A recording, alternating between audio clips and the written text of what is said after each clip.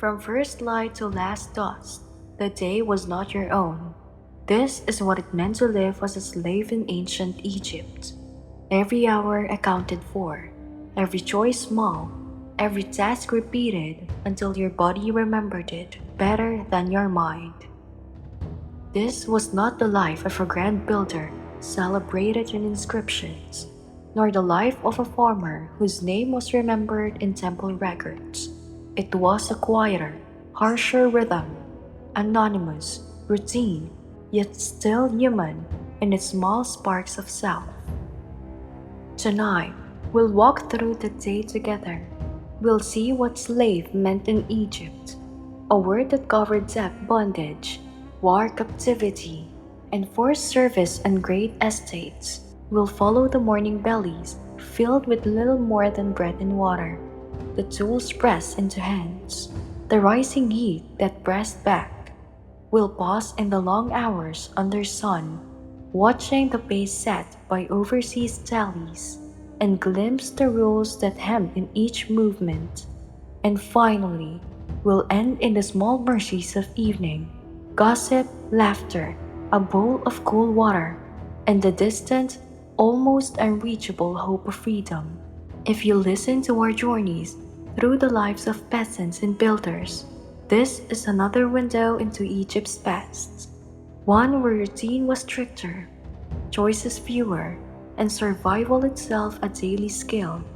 And if this is your first time here, don't worry, there's no need for prior knowledge.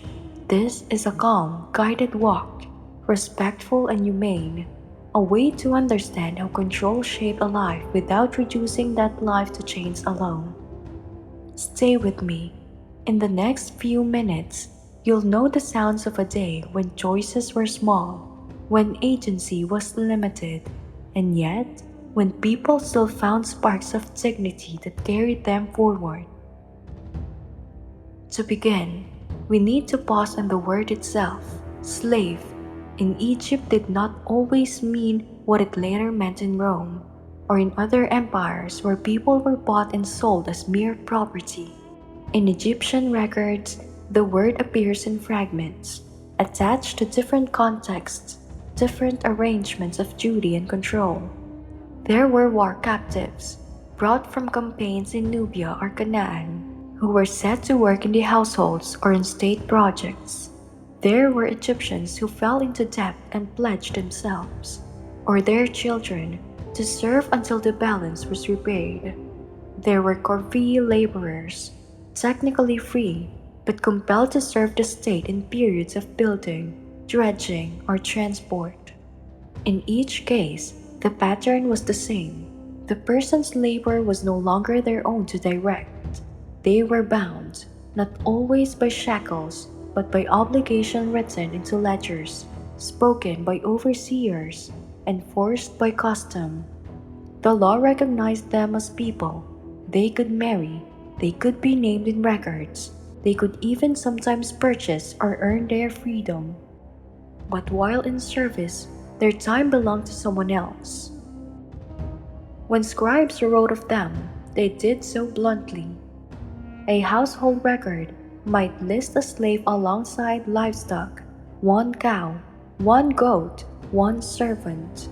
A temple ledger might tally them by dozen, 22 men for hauling stone, 10 women for grinding grain, 4 children for tending.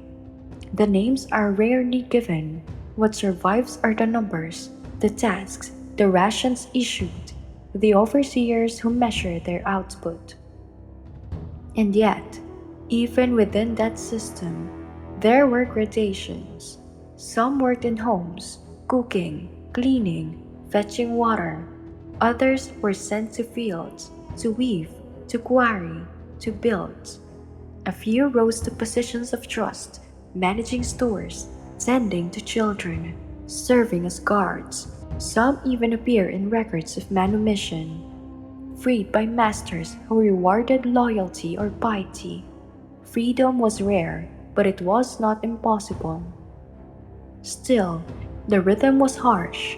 To live as a slave meant to begin each day not by choosing, but by being chosen. Tasks were assigned, movements watched, effort measured. A mistake might bring punishment, but more often it brought another tally in overseer's register, a mark against your household, to the state, to the estate, to the temple. You were one more moving part in a vast machine, kept in motion by sun and breath and order. And so the day began with that knowledge that from dawn to dusk, the hours ahead were not yours. But what did dawn feel like in practice? What sounds woke you? What food steadied you? What tools were pressed into your hands? To understand the weight of a day, we need to step into the morning, when the air was still cool, the bread still warm, and the long hours of labor only beginning to stretch ahead. The day began before the sun, long before the heat pressed down. There was a moment of coolness, when the air still carried the faint chill of night, and the desert horizon was only beginning to pale. For the slave, this was not a time of silence or choice, but of summons. A voice carried through the narrow sleeping quarters, the bark of an overseer, the clatter of wooden staffs against stone, the rustle of linen as bodies rose quickly, knowing delay would be noticed. The sleeping space was simple, reed mats, rough walls of mud brick, sometimes a roof of palm thatch, sometimes only the stars above. Privacy was rare. Families often slept together. Children curled against their mothers, men shoulder to shoulder. There was little room to stretch. And yet, in those early minutes, some small gestures of self survived. A mother smoothing her child's hair, a man pulling a scrap of cloth tighter around his waist, someone whispering a half prayer before stepping into the line outside. Roll call came next. Names, if recorded, were spoken quickly, sometimes reduced to nicknames or shortened forms. More often, it was the tally that mattered, the count of the bodies present, the check against the register. Missing meant trouble, whether illness or escape. Most did not risk it. To be absent at dawn was to draw suspicion, and suspicion brought punishment not just to the individual, but to their household. After the count, tools were distributed. For some, it was a wooden hoe or a basket for carrying clay.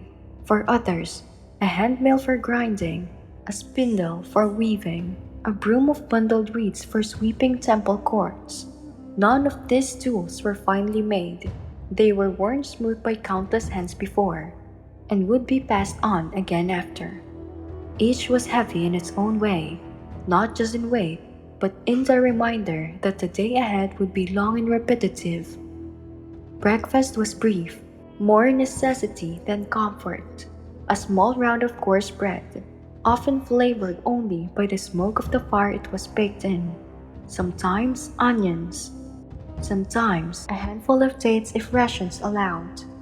Water was poured carefully into jars, the measure strict, enough to last until midday.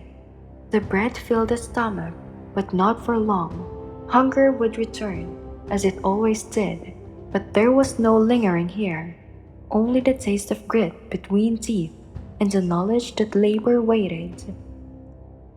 Even as this routine unfolded, the wider world moved beyond reach. From the distance came the faint sound of temple bells, the morning hymns rising with the light. Slaves could hear them, but rarely join. Worship at dawn was a privilege of others. Farmers on their way to fields, priests entering sanctuaries, scribes lifting their pens. For the slave, the prayers were secondhand, drifting across the air like incense they could smell but not hold. And then came the walk, groups divided, each led towards their assigned task. Some turned toward the quarries at the edge of the desert, where blocks waited to be hauled. Others towards the riverbanks, where barges needed loading. Some remained within great houses, scrubbing floors, sweeping courtyards. preparing fires for the day's cooking. The paths were dusty, narrow, familiar. Feet followed them without thought, day after day, until the very earth seemed worn with obedience. Yet, even here, small observations lingered. The coolness of sand before the sun rose high, the silhouettes of palm trees against the lightening sky, the quiet companionship of others walking beside you, faces blank but eyes alert. These were the moments before heat, before shouting, before tally marks on the register grew thick. For some, these first steps of dawn were the only time the body still felt light, the only time the air itself seemed sky.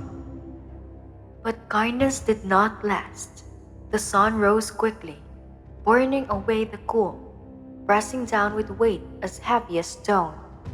Ahead stretched the real hours, quarry dust, grinding stones, weaving looms, fields of mud and reed. To survive those hours meant not strength alone, but rhythm. How to pace, how to endure, how to keep moving under the watchful eyes of others. And that is where we turn next, to the long labor under the sun.